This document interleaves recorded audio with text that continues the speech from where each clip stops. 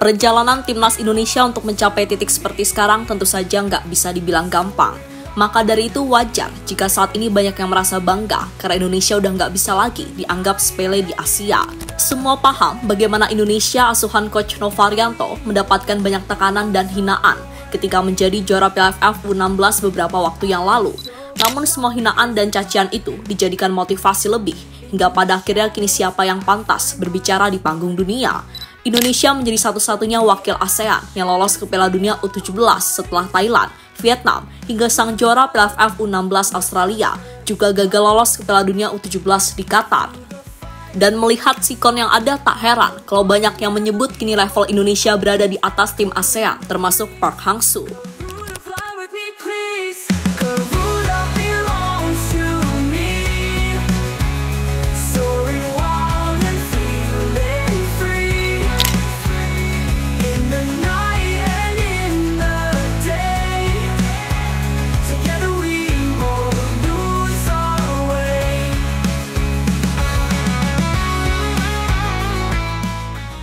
Ya, untuk sekarang ini suka tak suka, faktanya kalau Indonesia sedang menapaki level yang lebih tinggi. Kendati sampai detik ini, trofi impian dari Handuk Mania and Friends, yakni AFF, masih belum digenggam. Namun lebih dari itu, Indonesia mampu menunjukkan perkembangan yang signifikan sejak diambil alih oleh Pak Erick Thohir, dan sejatinya sudah mulai sangat kelihatan progresnya ketika Indonesia tampil di Piala Asia. Ya, di ajang tertinggi negara-negara Asia itu, Indonesia yang berstatus sebagai tim termuda dan diremehkan, nyatanya mampu menyita perhatian lewat permainan memukau serta fighting spirit tinggi. Hingga akhirnya Indonesia muda asuhan Coach Novaryanto menjadi tim underdog yang siap mengejutkan siapapun dan memastikan satu tiket ke Piala Dunia U17 di Qatar hingga akhir tahun nanti.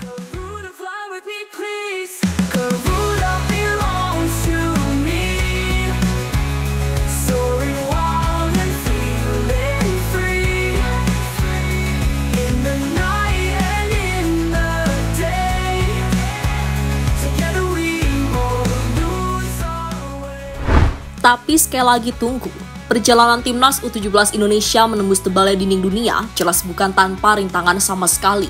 Karena sebelum ini Indonesia adalah salah satu tim yang tak diperhitungkan usahanya menjadi tim juara ketiga Piala AFF U16. Selain itu, pasukan Coach Novaryanto juga dianggap sebagai salah satu tim pelengkap di grup C, mengingat mereka bergabung dengan klub-klub kuat seperti Korea Selatan dan juga Yaman. Namun semakin direndahkan, justru semakin membuat Indonesia sulit ditebak. Hasilnya pun bisa kita lihat ketika Indonesia berhasil menjadi tim yang tak terhentikan selama babak penyisihan grup. Mulai dari mengalahkan Korea Selatan dengan skor 1-0, Yaman dengan skor 4-1, lalu Afghanistan dengan skor 2-0. 7 gol dari 3 pertandingan berhasil diciptakan oleh pasukan Garuda Muda. Mereka hanya kemasukan 1 gol dan itu pun dari titik putih. Sebuah hal yang sekali lagi menjadi bukti kalau timnas Indonesia mulai mendekati level yang berbeda.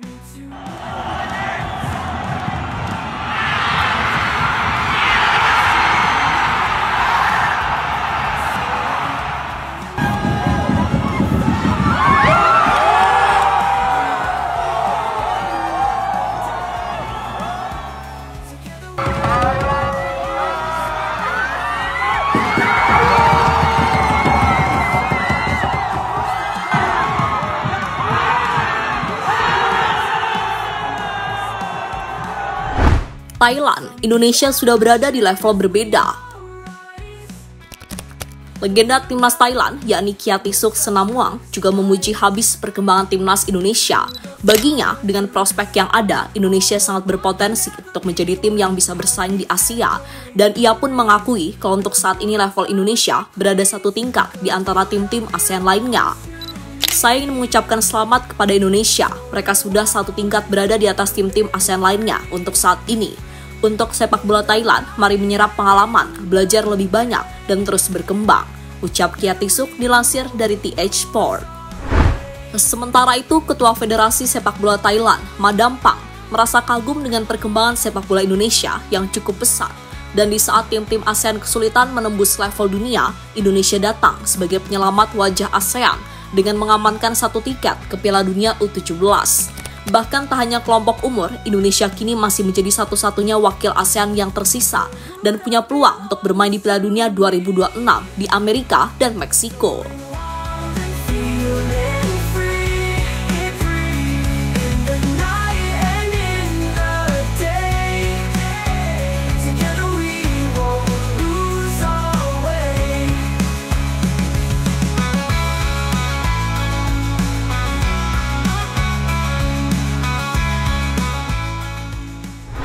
cara King Indo gendong tim ASEAN.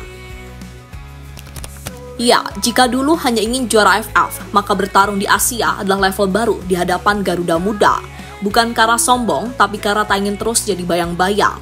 Kita adalah Indonesia, bukan negara yang menjanjikan, dengan generasi yang bekerja, generasi yang belajar dari luka, bangkit dari jatuh, dan tak gentar menatap mata lawan adalah sesuatu yang lebih diprioritaskan. Dan uniknya, negara yang dulu menghina seperti Malaysia justru tak ada darah perjuangan membawa nama ASEAN, atau Vietnam yang harus pasrah gagal lolos ke babak gugur sekaligus gagal ke Piala Dunia setelah mengalami hasil imbang 3 kali beruntun. Sebuah skor akhir di laga penutup kontra Uni Emirat Arab yang membuat Vietnam benar-benar tak percaya. Dengan raihan 3 poin, mereka hanya finish sebagai juru kunci grup B, tapi hanya berselisih 1 poin saja dengan sang juara grup Jepang yang mengoleksi 5 poin. Kalau saja menang tipis setipis tisu pun, maka Nguyen akan menyusul Indonesia sebagai juara grup. Sebuah penyesalan yang akan selalu dikenang pastinya oleh para pemain mereka. Begitupun dengan wakil kawasan ASEAN, Australia U17, yang berada di grup yang sama. Mereka harus berpuas diri gagal lolos ke babak selanjutnya, hanya karena mereka telat panas. Padahal secara selisih gol, jumlah gol dan jumlah kebobolan sama persis dengan Uni Emirat Arab sebagai runner-up. Namun keberuntungan sedang tak memihak ke negeri kanguru. Kemudian King ASEAN, Thailand U17 pun demikian. Bahkan mereka tak bisa berdaya apa-apa di grup A bersama Cina, Arab Saudi, dan Uzbekistan.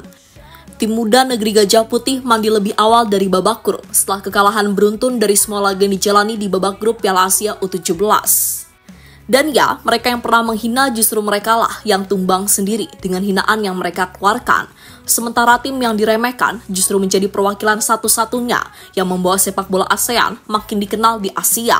Bahkan di level tertinggi Piala Dunia, Garuda Muda siap terbang lebih tinggi lagi. Sulit itu pasti, namun sekarang ini fokus utama Nova Arianto adalah untuk mengembangkan anak asuhnya di babak perempat final Piala Asia U17 terlebih dahulu, yang mana ia bisa kembali mencatatkan rekor tim ASEAN apabila Garuda Muda mampu bersaing ke babak semifinal. Tinta harapan semua akan menuju ke Indonesia pada waktunya. Matthew Baker dan kawan-kawan kini bukan lagi sekedar peserta, namun datang untuk melawan, untuk bertahan, dan mengukir sejarah yang mungkin sulit digapai tim ASEAN lain.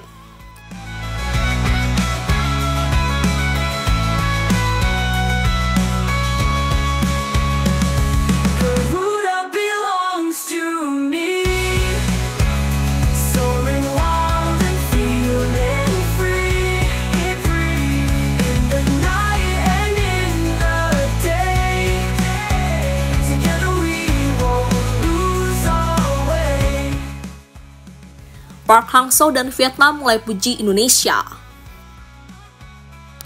Ya, setelah Malaysia terbitlah Vietnam yang julidnya minta ampun.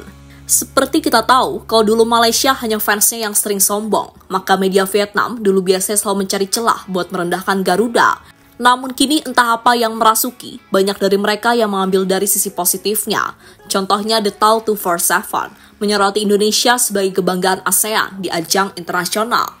Pers Indonesia dengan suara bulat memuji timnas U17 Indonesia sebagai negara kebanggaan Asia Tenggara setelah memenangi semua pertandingan penyisihan grup dan menjadi satu-satunya wakil kawasan yang berlaga di Piala Dunia U17 2025, tulis media tersebut. Kemudian Dantri.vn terkesan dengan perjuangan Evandra dan kawan-kawan yang kini menjelma menjadi salah satu tim unggulan setelah kemenangan atas Afghanistan. Mereka seakan berterima kasih atas sebuah pertunjukan timnas U17 di level Asia. Timnas U17 Indonesia tampil mengesankan saat mengalahkan timnas U17 Afghanistan dengan skor 2-0 pada laga pamungkas grup C, Piala AFC U17 2025 di Arab Saudi 11 April dini hari dan berhasil menyabet tiket ke babak perempat final sebagai tim unggulan, tulis pujian media tersebut dalam artikelnya. Sementara itu, mantan pelatih Vietnam, Park Hang-seo, menyebut kalau Indonesia kini sudah berada di level tim-tim ASEAN. Dan gak heran kalau dalam beberapa tahun terakhir, mereka bakal konsisten bermain di level Asia. Dalam 2 tahun terakhir, Shin juga telah membawa Indonesia menuju perkembangan yang luar biasa. Saya merasa sangat bangga dengan hasil bagus pelatih Korea di Asia Tenggara, dan kini mereka hanya memutuskan peninggalan Shin Tae-yong, ucap Park Hang-seo dilansir dari Sing News.